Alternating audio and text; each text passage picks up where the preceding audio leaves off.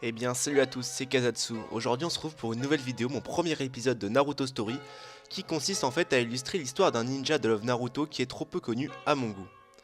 Aujourd'hui je vais vous parler d'un des ninjas les plus forts de son époque, se nommant Sakumo. Sakumo Atake, surnommé le Croc Blanc, était un shinobi de renommée de haut rang du village caché de Konoha. Sakumo Atake était un ninja très puissant ainsi que particulièrement célèbre dans son village. Pour vous situer à peu près son niveau de puissance, on disait même que les trois célèbres Sannin, composés donc de Jiraiya, Orochimaru ainsi que Tsunade, faisaient à eux trois pâle figure devant lui. Pour vous situer à peu près son niveau de puissance, pour que vous imaginiez à peu près la badassitude de ce gars. En gros, ça veut dire qu'il est encore plus puissant que 3 Kage réunis, vu que chaque Sannin a à peu près le niveau d'un Hokage. On a vu qu'ils avaient tous à peu près le potentiel, vu que Tsunade de toute façon est devenue une des Hokage du village de Konoha. Enfin bref, pour revenir à Sakumo, il se trouve en fait qu'il avait un fils que vous connaissez tous et qui se nomme Kakashi. Kakashi qui fut d'ailleurs par la suite le sensei de Naruto.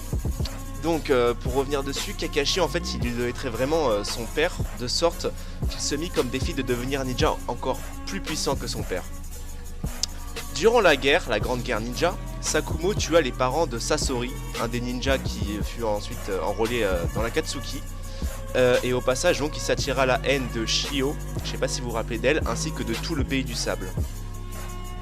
Par la suite, 5 ans avant la fin de la troisième grande guerre shinobi, Sakumo et son équipe furent choisis pour une mission de la plus grande importance.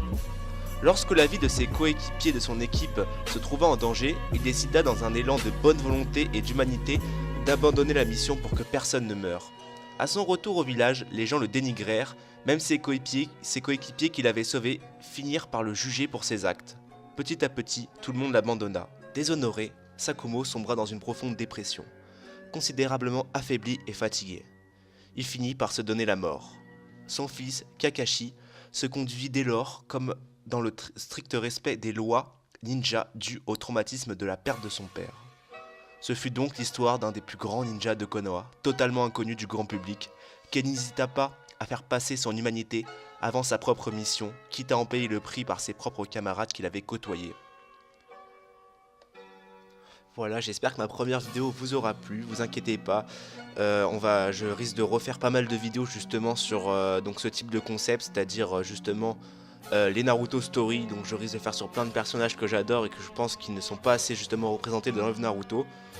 Et du coup bah voilà, c'est pour voir un peu plus en détail des choses qui ne sont pas forcément assez illustrées dans le manga, autant que même dans l'anime, où des fois on voit des personnages qui sont présents en anime et pas dans le manga ou vice versa. Voilà. Bon bah si la vidéo vous a plu, n'hésitez pas à lâcher un like et puis mettez-moi en commentaire le nom du prochain personnage que vous voudriez voir dans une justement Naruto Story.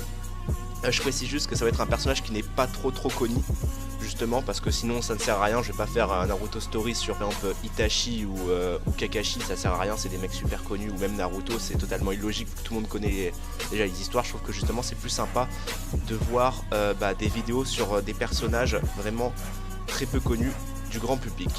Donc voilà, merci à tous, bonne journée.